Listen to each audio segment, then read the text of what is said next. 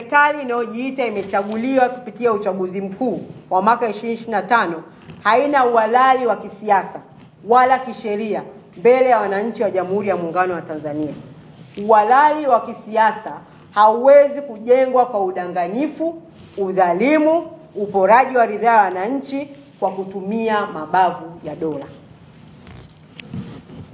Lakini pia inastaajabisha kuona viongozi wa nchi wamejaa viburi, wanapuuza vilio na madai ya wananchi.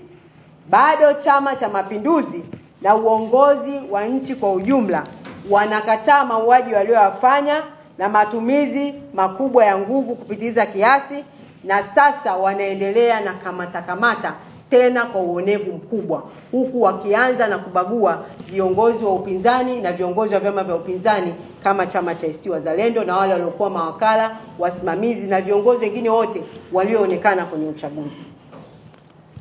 ACT Wazalendo inasisitiza kuwa madai ya wananchi hayajibiwi kwa risasi wala propaganda. Serikali ni lazima itambue kuwa hakuna propaganda au risasi inayoweza kuzima sauti za watu wanaodai haki na mabadiliko.